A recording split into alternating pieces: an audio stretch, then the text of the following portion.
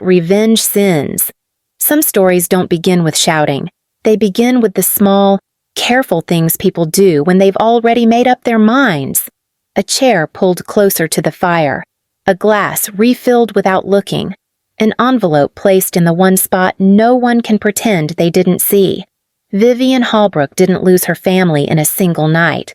But this was the night they chose to make it official. She was trying to build something honest with her own hands, and the people who raised her decided that made her disposable. This is how she remembers it. The paper felt heavier than it should have.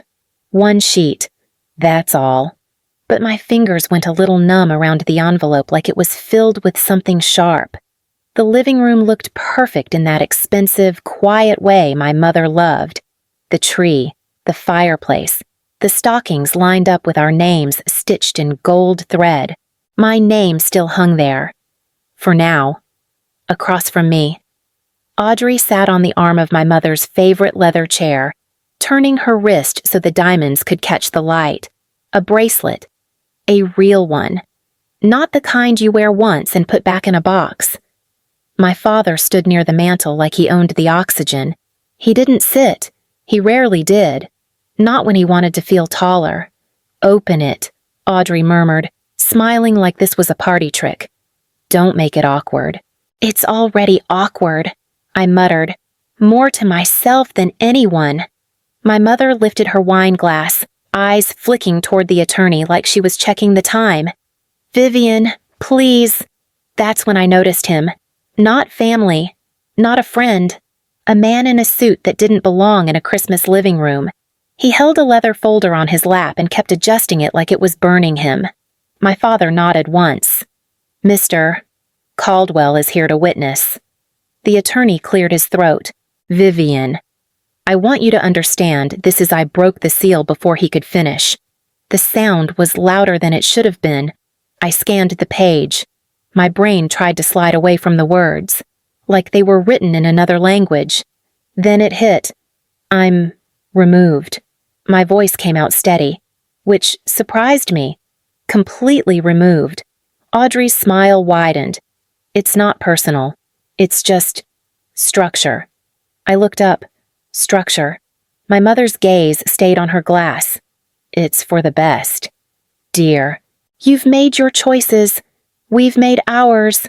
My choices, I repeated, and a laugh slipped out, thin and ugly. You mean my bakery? My father's mouth tightened. Your little food project. It's not a project. It's work. It's mine. It's cupcakes, he snapped, then softened it into something worse. We spent a fortune on your education. You were supposed to come back to the firm. I felt heat crawl up my neck. I never agreed to that. You accepted the tuition. He replied. You accepted the apartment? The support? That wasn't free. Audrey leaned forward, bracelet glittering. Dad just wants stability. You know how you get when you chase these phases. I stared at her. You knew. You knew this was coming. She blinked slow. Of course I knew. A quiet beat landed in the room like a dropped plate. We noticed how no one rushed to deny it. We noticed how practiced their silence was. My mother finally looked at me, her expression smooth as glass. You could still fix this. By doing what? By coming home, my father said. By signing the employment agreement. By stopping this nonsense. I held the paper up between us, my hands starting to shake now that my body caught up with my brain. So this is punishment? It's consequence, Audrey said. Sweet as syrup. I folded the sheet once, twice. Slow. Like if I moved carefully enough, I wouldn't crack in front of them. My father stepped closer. Vivian, don't embarrass yourself. I slid the document back into the envelope and stood. My coat was on the hook by the door. I reached for it without looking away from him. My mother's voice sharpened. Where are you going? Dinner is in 15 minutes. I'm leaving. Audrey gave a small laugh. So dramatic. I pulled my coat on, the wool scratching my throat. You're all acting like you're cutting me out of your future. My father's eyes narrowed. Watch your tone. I opened the front door. Cold air rushed in, clean and brutal. You think you're punishing me, I said, and my voice finally warmed with something real. You're teaching me what you actually are. I stepped onto the porch. Behind me, my mother called my name once, sharp like a command. I didn't turn back, and if this hits close to home for anyone listening, the comments are open.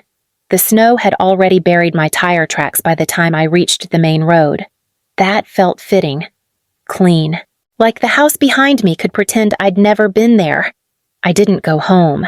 I drove until my hands stopped shaking, pulled into a gas station, and sat there with the engine running.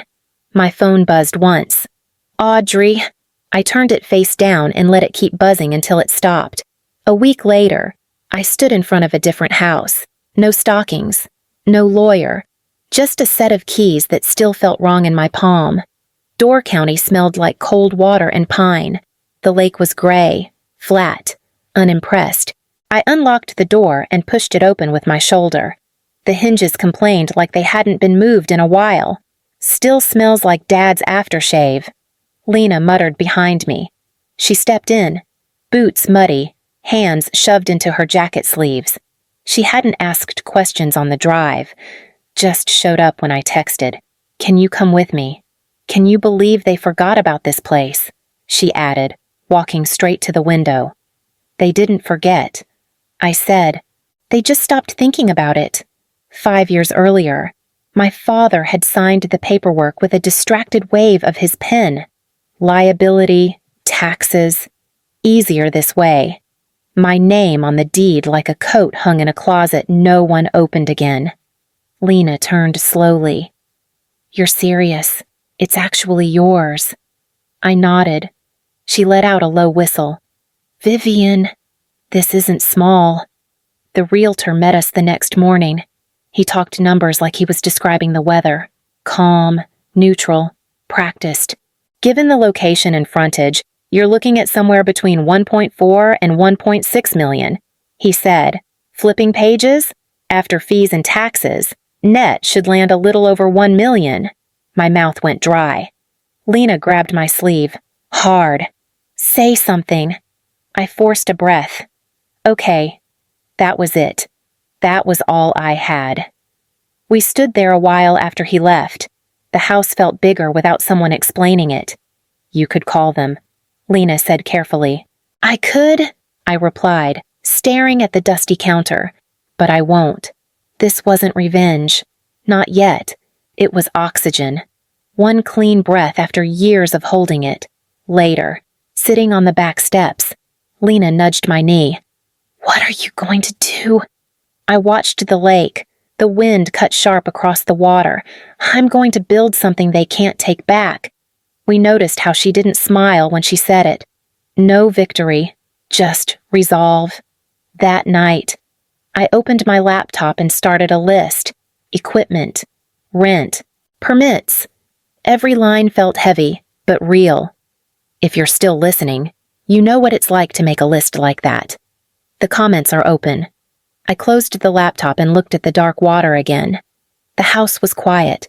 For the first time in a long while, so was my head. Milwaukee didn't care who I was. That was the first thing I noticed. The landlord barely looked up when I walked into his office. Coffee ring on the desk, phone wedged between his shoulder and ear. You're early, he said, covering the receiver. Applications on the chair. I filled it out standing up. Name, address, business concept. When I slid it back, he scanned the page, then finally met my eyes. You ever run a place like this before? I've worked every position. I told him, just not all at once. A beat, then a nod. That's usually better. The space itself was nothing special. Narrow, old tile, one window that rattled when trucks passed. But it was downtown, foot traffic steady, rent low enough to breathe. I signed the lease 2 weeks later and felt my hands shake the whole time.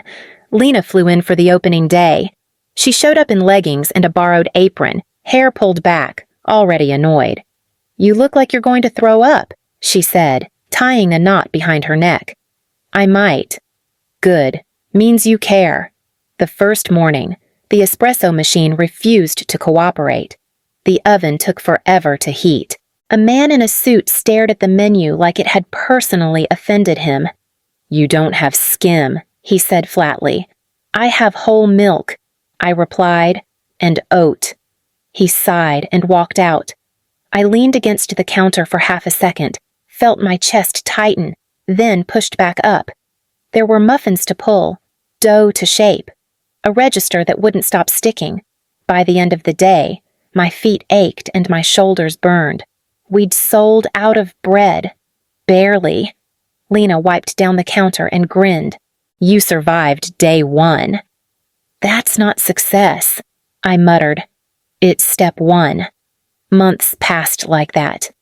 Early mornings, late nights, burned batches, quiet afternoons where no one came in for an hour. I learned which vendors were honest and which ones smiled too much. I learned to fix the sink myself because calling a plumber every time wasn't an option. Once, a woman leaned over the counter and asked, "Is this a hobby?" I froze. Lena shot her a look, but I shook my head. "It's my job," I said evenly. The woman shrugged and ordered a croissant. We noticed how she didn't raise her voice. She didn't apologize either. By the end of the first 6 months, the numbers stopped terrifying me. Not because they were great, because they were steady, enough to cover payroll, enough to keep the lights on, enough to come back tomorrow. One afternoon, a man lingered after paying. He tapped the counter twice. "You the owner." I nodded. He smiled. "Food's solid. Place feels honest." That word stayed with me. When I locked up that night, my phone buzzed. A text from my mother. Just one line. "We're worried about you." I stared at it, then slid the phone back into my pocket without answering. Inside, the ovens ticked as they cooled. The air still smelled like butter and coffee. It wasn't impressive. It wasn't loud. But it was mine. And for the first time since Christmas Eve, that felt like enough. The first real sign came from someone I didn't expect. A man in a navy coat waited until the lunch rush thinned, then leaned in close to the counter like we were sharing a secret. "You from Providence?" he said. I paused with the receipt halfway torn. "I used to be," he nodded. "Thought so. Halbrook Law." "Right." I felt a small pull in my chest. Not pain. Just recognition. My firm worked across from them years back. He added, "Tight ship, expensive habits." I handed him his bag. "I'm not involved anymore." He smiled like he understood more than I'd said. "They're feeling it." That night, Lena sat on a milk crate in the back, counting invoices. She glanced up when I told her, "Feeling it how?" "Clients leaving, loans getting complicated." She whistled softly. "That kind of complicated usually has a clock attached." I shrugged. "It's not my business." But it crept in anyway. Little things. A former associate stopping by the bakery and pretending it was coincidence. A voicemail from Audrey that started with my name and ended without anything else. I didn't return it. At home, I tracked my own numbers. Payroll first, rent second, ingredients last. No shortcuts, no illusions. When we crossed 1 year, the total revenue felt unreal written out in words. Enough to breathe, not enough to boast. Meanwhile, the messages shifted. My mother's texts stopped sounding worried and started sounding careful. "Your father mentioned a possible visit." I stared at the screen while the oven timer beeped. Burnt the first batch that morning. We noticed how her hands stilled when she read it. I wiped the counter and typed back nothing. A week later, Lena slid a printout across the table during our morning check-in. "Local Business Journal," she said.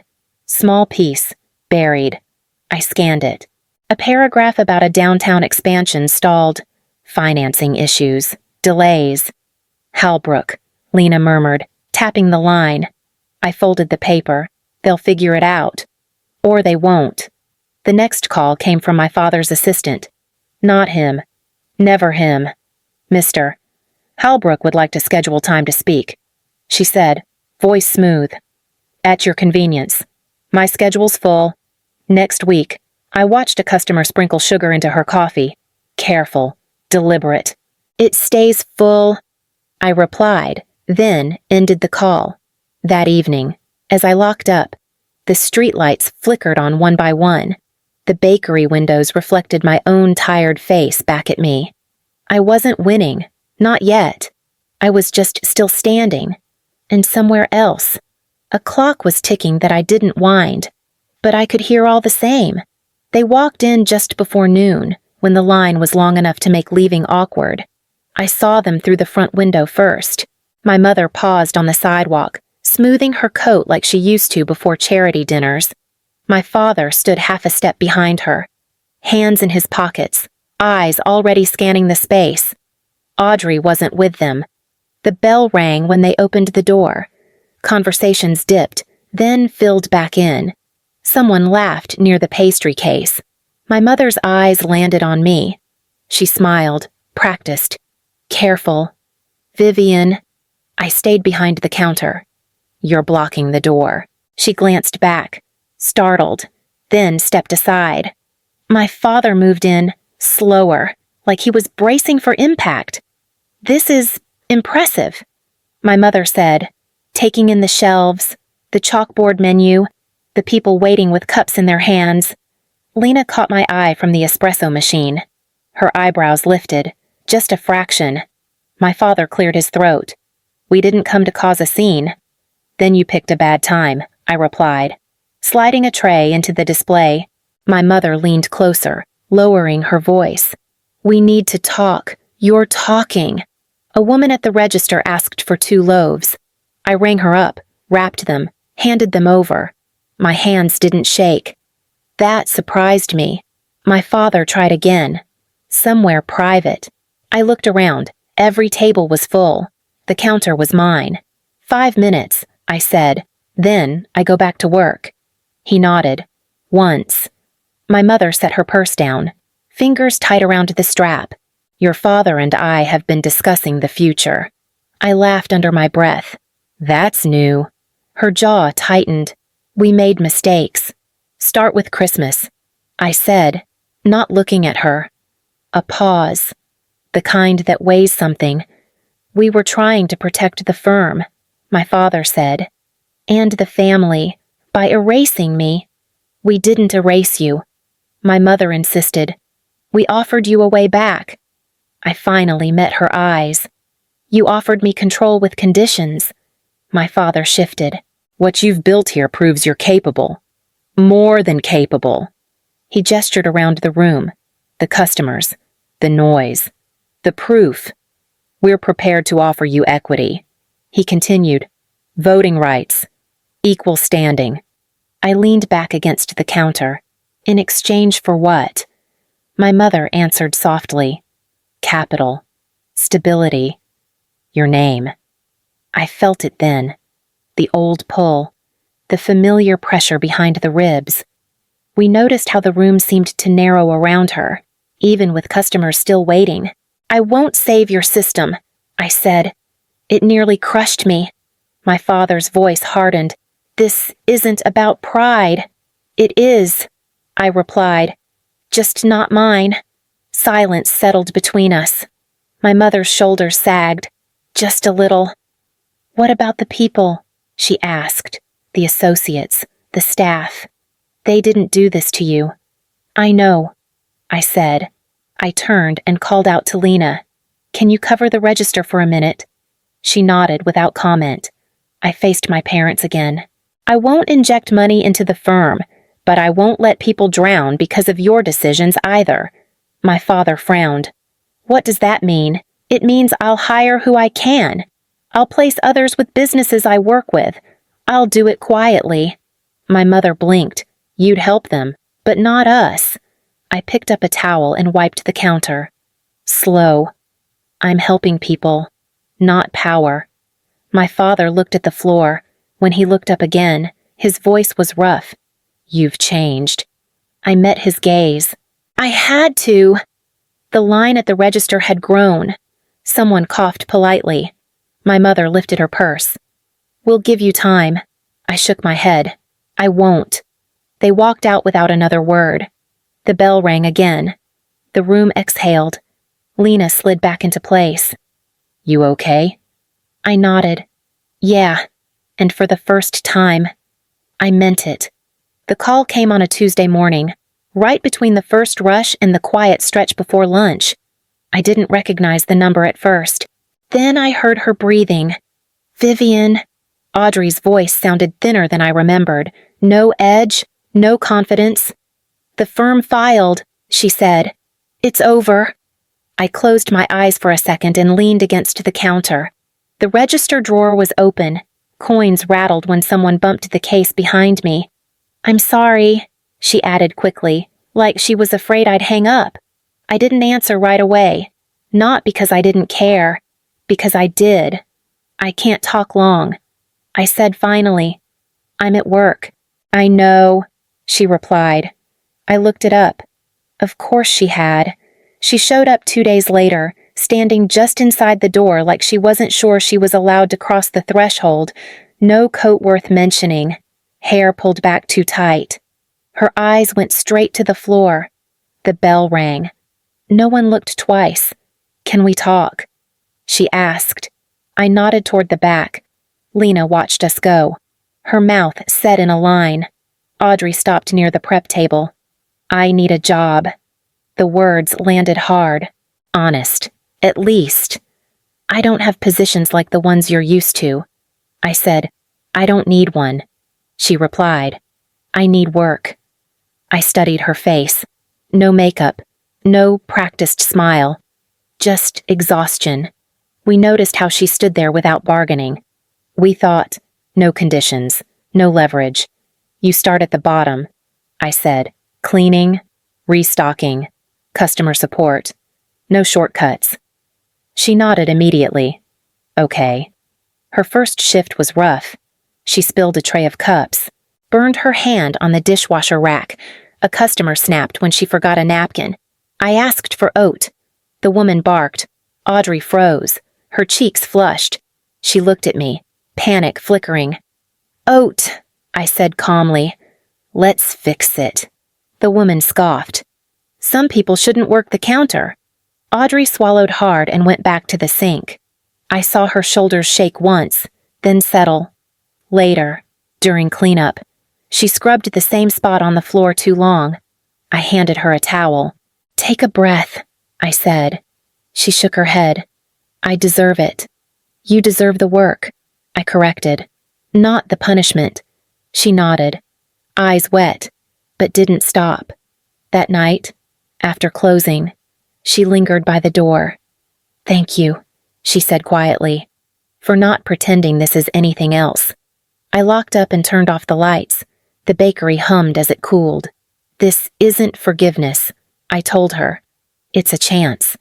She nodded again. Smaller this time. "If you're still here, you know what that moment costs." The comments are open. Audrey pulled her jacket on and stepped into the cold. I watched her go, then turned back to wipe the counter. Audrey didn't quit. That surprised me more than anything. Weeks turned into months.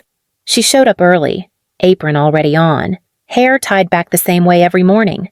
She learned the rhythm without being told, which tables needed wiping twice, which customers wanted silence, which ones needed a little patience. One afternoon, Lena handed me the inventory sheet and raised an eyebrow. She caught a mismatch in the flour order. I looked up. Audrey was stacking cups, focused, hands steady. Later, during prep, I slid a clipboard across the counter toward her. "You're covering vendor calls tomorrow." She froze. "Me?" "Yes. What if I mess it up?" "You will," I said. "Then you'll fix it." She nodded, jaw tight. "Okay." The call didn't go smoothly. I could hear it from the back. Her voice wobbled once, then steadied. "No, that won't work for us," she said. "Quieter than I expected. We'll need delivery by Friday. Otherwise, we'll source elsewhere." When she hung up, she exhaled like she'd been holding her breath underwater. "How bad?" she asked. "They'll deliver by Friday," I replied. Her eyes filled, not tears, relief. We noticed how she didn't celebrate, just went back to work. Not everything landed clean. A customer complained about a late order and asked for a manager. Audrey looked at me from across the room. "Waiting." "You've got it," I said. She handled it. Apologized without shrinking. Fixed the mistake. The customer left calmer than she arrived. After closing, Audrey lingered by the sink. "I used to think confidence was something you inherited," she said, staring at her hands, like it came with the name. I dried a pan slowly. "It comes from repetition." She nodded. "I know that now." There were nights she stayed late to finish counts. Mornings she came in with cracked knuckles and coffee already cold. She stopped checking her phone during shifts, stopped mentioning the past. One evening, as we locked up, she hesitated at the door. "I don't expect anything," she said. "I just wanted you to know I'm not leaving." I met her eyes. "Then don't." She smiled, small, real. If you've ever watched someone rebuild quietly, you recognize that look. The effort doesn't announce itself. Audrey stepped into the night. I turned off the lights and stood there a moment longer, listening to the place settle. The invitation came folded once, slipped under the bakery door before opening. Midwest Small Business Summit, panel speaker. My name printed clean at the top. Lena found me staring at it. "You going?" she asked, already knowing the answer. "I am." Audrey didn't say anything when I told her. She just nodded and went back to wiping the counter, like this was another task to learn. Later, while we prepped dough, she spoke without looking up. "They'll be there." "I know." Her hands slowed, then steadied again. The venue was plain. Rows of chairs, a low stage, coffee that tasted like it had been sitting too long. I stood near the side curtain, rubbing my thumb over the edge of a folded card in my pocket. Audrey's first time card. From her first week. Ink smudged where her hand had shaken. When my name was called. The room clapped politely. I walked out and saw them in the third row. My parents sat side by side. No front table, no introductions. Just two people among many. My mother's hands were folded tight in her lap. My father looked smaller than I remembered. I took a breath. I didn't grow up dreaming of owning anything. I began. I just wanted work that didn't make me disappear. A few nods, pens moving. I was told stability mattered more than choice. That legacy mattered more than effort. I unfolded the card. "This," I said, holding it up, "is a time card. First week, minimum wage, no shortcuts." The room was quiet now. We noticed how some people leaned forward, not for the story, but for the silence around it. It mattered more than any inheritance I was offered. I continued, because it was earned. I didn't look at my parents when I said it. I didn't need to. After, people lined up with questions. Advice? Cards? One woman squeezed my arm and said, "Thank you for not pretending it was easy." In the hallway, Audrey waited near the wall. "You did good," she said. "So did you." My parents approached slowly. My father stopped a few steps away. "That was honest," he offered. "It had to be." My mother's eyes were bright. We didn't know how to listen then. I know. That was all. They left without asking for anything. Without offering apologies that came too late. Outside, the air was cool. Audrey stood beside me, hands in her pockets. "Whatever happens," she said, "I won't forget where I started." "Good," I replied. "Neither will I. If you've stayed this far, you know moments like that don't end things. They set them in place. The comments are open. I slid the time card back into my pocket and walked toward the car, the night quiet enough to let me breathe. The bakery was quiet the morning after the summit, not closed, just early. I unlocked the door and stood there a moment, keys still in my hand, listening to the place wake up. The fridge hummed. The floor creaked near the prep table. Ordinary sounds. comforting ones. Audrey came in a few minutes later, shaking snow from her jacket. I started the coffee, she said, already moving. Thanks. We worked side by side without talking much. Dough measured, trays lined. The rhythm felt settled now, like something that didn't need watching. Mid-morning. She set a folder on the counter and stepped back. I updated the vendor schedule and the staffing plan for next month. I flipped through it. Clean? Thoughtful. No extra flourishes. This works, I said. She nodded once. No smile. Just relief. Later. When the lunch crowd thinned, she lingered near the sink. If you ever need me somewhere else. She began, then stopped. I met her eyes. You're where you earned? That was enough. My parents didn't call. They didn't need to. The distance felt settled, not sharp, like a door closed gently instead of slammed. In the afternoon, Lena slid into the chair across from me with her coffee. You look different. Tired. I replied. She shook her head. Lighter. I thought about that after she left. About the envelope. The lake house. The long months where nothing felt certain. About standing on a stage and realizing I didn't need anyone's permission to speak. Vivian Halbrook didn't get her family back the way it used to be. She got something quieter. Ownership. Not of property or titles. Of her days. Of her work. Of the space she takes up now without apologizing. I wiped down the counter and turned the sign to open. People would come in. Some would stay. Some wouldn't. If any of this sounds familiar. The comments are open. I tied my apron, took a breath, and stepped back into the room I built.